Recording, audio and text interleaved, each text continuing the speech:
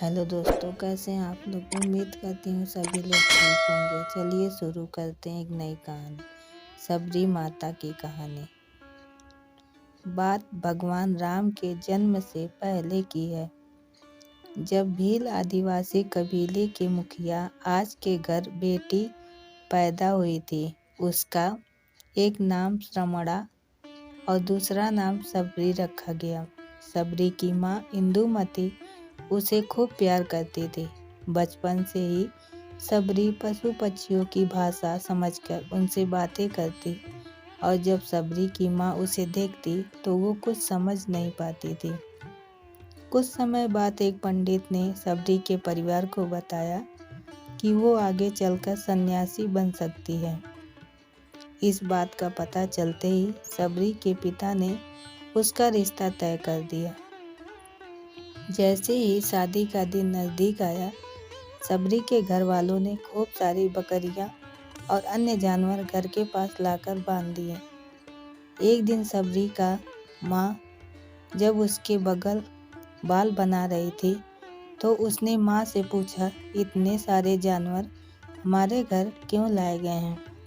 माँ ने जवाब दिया, बेटी तुम्हारा विवाह होने वाला है, इसलिए हम लोगों ने इनका इंतजाम बलि के लिए किया है। तुम्हारी शादी के दिन ही बलि प्रथा होगी और फिर इनसे स्वादिष्ट भोजन बनाकर सबको परोसा जाएगा। यह सब सुनकर सबरी दुखी हो गई। काफ़ी देर तक सबरी ने उन जानवरों को आज़ाद करने के बारे में सोचा। सोचते सोचते सबरी के मन में हुआ कि अगर ये जानवर यहाँ नहीं होंगे तो इनकी बलि रुक सकती है। ऐसा नहीं होगा तो मेरे घर से कहीं चले जाने पर ही यह बलि रुकेगी। जब मैं ही नहीं रहूँगी तब न विवाह होगा और न ही बलि प्रथा। इससे मासूम जानवर बच जाएंगे। इसी सोच के साथ जानवरों को रखी गई जगह पर सबरी पहुँची। उसने सोचा कि उन्हें खोल देती हूँ, लेकिन वो ऐसा नहीं कर पाए। उसके बाद सबरी जंगल की तरफ भागने लगी। भागते भागते सबरी ऋषिमुख पर्वत पहुंच गई। वहां करीब 10,000 ऋषि रहा करते थे। सबरी को लगा कि वो भी इसी जंगल में किसी तरह ऋषि मुनियों की सेवा करके अपना जीवन जी लेंगी। वो चुपचाप उसी जंगल में एक हिस्से में किसी तरह से रहने लगी। सबरी रोजाना ऋषि मुनियों की झोपड़ी के आगे झाड़ू लगाती और हवन के लिए लकड़ियां भी लाकर रख देती। ऋषि मुनियों को समझ नहीं आ रहा था कि जंगल में उनके काम अपने आप कैसे हो रहे हैं। एक दिन सबरी को किसी ऋषि ने देख लिया। उसे देखते ही उसका परिचय पूछा। जैसे ही सबरी ने बताया कि वह भील आदिवासी परिवार से संबंध रखती हैं, तो उसे ऋषियों ने खूब डांट लगाई। सबरी को इस बात का बिल्कुल भी पता नहीं था कि उसकी जाति छोटी है और उसे ऋषियों द्वारा जाति की वजह अपमान सहन करना पड़ेगा। इतना सब होने के बाद भी सबरी हर ऋषि मुनि के दरवाजे पहुंचती और उनके आंगन में झाड़ू लगाकर उनसे गुरु दीक्षा देने के लिए कहती। हर कोई सबरी को उसकी जाति की वजह से अपने आश्रम से भगा देता था। ऐसा होते होते काफ़ी समय बीत गया। उसके बाद सबरी मतंग ऋषि की कुटिया में पहुंची। वहां पहुंचकर मतंग ऋषि को सबरी ने बताया कि वो उनसे गुरु दीक्षा लेना चाहती हैं। उन्होंने खुशी खुशी अपने गुरुकुल में रहने दिया और भगवान से जुड़ा ज्ञान देते रहे। सबरी ने भी अपने गुरु मतंग ऋषि की सेवा करने में कोई कसर नहीं छोड़ी। वो गुरुकुल के सभी सारे काम करती थी। सबरी से खुश होकर मतंग ऋषि ने उसे बेटी मान लिया था। समय के साथ मतंग ऋषि का शरीर बूढ़ा हो गया। उन्होंने एक दिन सबरी को अपने पास बुलाया और कहा, बेटी, मैं अपना देह त्यागना चाह रहा हूँ। बहुत साल हो गए हैं इस शरीर में रहते रहते। सबरी ने दुखी मन से कहा, आपके ही सहारे मैं इस जंगल में रह पाई हूँ। आप ही चले जाएंगे तो मैं जीकर क्या करूँगी। आप अपने संग मुझे भी ले जाइए, मैं भी देह त्याग दूँगी। मतंग ऋषि ने जवाब दिया, बेटी, तुम्हें चिंता करने की ज़रूरत नहीं है। राम तुम्हारी चिंता करेंगे और ध्यान भी रखेंगे। सबरी ने राम का नाम सुनने के बाद पूछा, वो कौन है और उन्हें मैं किस तरह से ढूंढूंगी? मतंग ऋषि ने बताया, राम कोई और नहीं भगवान है। वो तुम्हें सारे अच्छे कर्मों का फल देंगे। तुम्हें उन्हें ढूंढने की कोई ज़रूरत नहीं है। वो एक दिन खुद तुम्हें खोजते हुए इस कुटिया में आएंगे और तुम्हें उनके हाथों ही मोक्ष मिलेगा। तब तक तुम इसी आश्रम में रहो। इतना कहते ही मतंग ऋषि ने अपना शरीर त्याग दिया। सबरी के मन में मतंग ऋषि के जाने के बाद से एक ही बात थी कि भगवान राम स्वयं उससे मिलने आएंगे।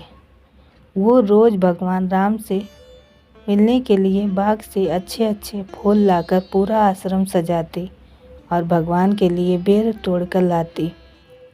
भगवान के लिए बेर चुनते हुए सबरी उन्हें चख लेती थी ताकि भगवान वो सिर्फ मीठे बेर ही दे। रोजाना सबरी इसी तरह भगवान के दर्शन की आस में फूल और बेर इकट्ठा करती रहती थी। इसी तरह इंतजार में कई साल बीत गए। सबरी का शरीर एकदम वृद्ध हो गया। एक दिन आश्रम के पास के ही तालाब में सबरी पानी लेने के लिए गई। तभी पास के ही एक ऋषि ने उसे अछूत करते हुए वहाँ से भागने के लिए कहा और एक पत्थर मार दिया। वो पत्थर जब सबरी को लगा तो उसे चोट लगी और खून बहने लगा। बहते हुए खून की एक बूंद उसी तालाब के पानी में गिर गई। तभी पूरा तालाब का पानी खून में बदल गया। ये सब होता देखकर ऋषि ने सबरी को ही डांटा और कहा कि पापिन, तुम्हारी वजह से पूरा पानी खराब हो गया। रोज ऋषि उस पानी को साफ करने के लिए अपनी कई तरह की विद्याओं का इस्तेमाल करते।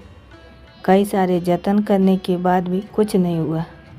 फिर उन्होंने गंगा जैसी कई पवित्र नदियों का जल भी उस तालाब में डाला, फिर भी तालाब का पानी साफ नहीं हो पाया और वो खून जैसा ही रहा।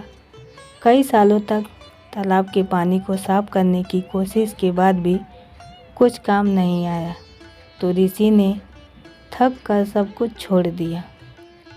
इस घटना के कई सालों के बाद भगवान राम अपनी पत्नी सीता के हरण के बाद उन्हें ढूंढते हुए उसी तालाब के पास पहुँचे। ऋषि मुनियों ने उन्हें पहचान लिया। भगवान को वहाँ देखकर ऋषियों ने तालाब का पानी साफ करने के लिए भगवान को अपने पैर उसमें डालने के लिए कहा, लेकिन पानी जैसे का तैसा ही था। ऋषि मुनियों ने भगवान से भी कई अन्य जतन करवाए, लेकिन वो पानी जस का तस खून जैसा ही रहा। तब भगवान ने ऋषियों से पानी के रक्त में बदलने की कहानी पूछी। तब ऋषि ने सबरी को पत्थर मारने वाली सारी बात बता दी। उसके बाद कहा कि वह महिला ही अपवित्र है, छोटी जात की है, इसलिए ये सब हुआ है।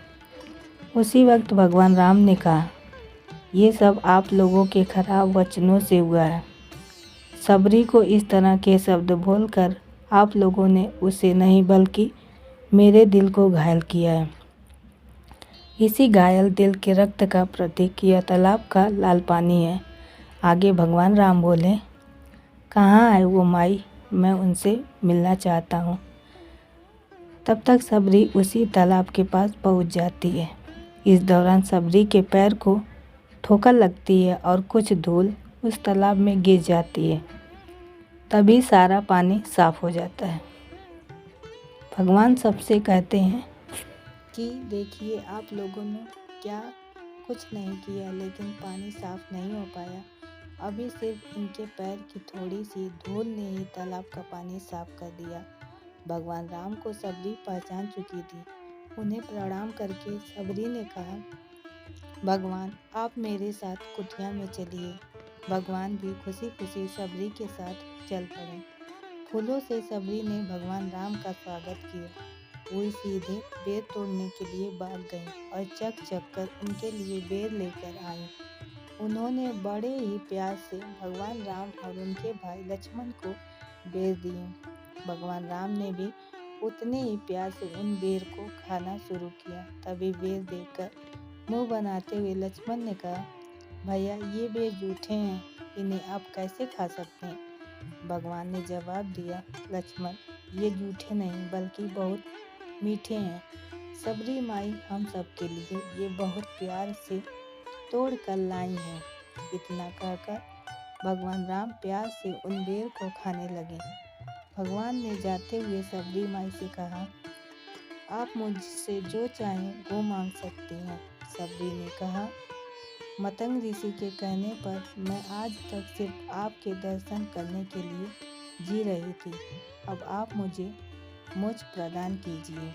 मैं अपना शरीर आपके सामने ही त्यागूंगी। उसी वक्त सबरी ने अपना शरीर त्याग दिया। भगवान राम ने अपने हाथों से उनका अंतिम संस्कार किया और सीता माता की खोज में आगे बढ़ गए।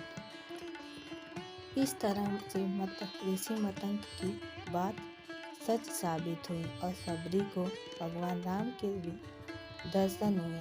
तभी से भगवान राम को सबरी के राम भी कहा जाने लगा। भगवान कहते हैं कि भक्त के मन में विश्वास और सच्ची श्रद्धा हो तो भगवान के दर्शन जरूर होते हैं। उम्मीद करती हूँ आपको हमारी कहानी पसंद आई होगी।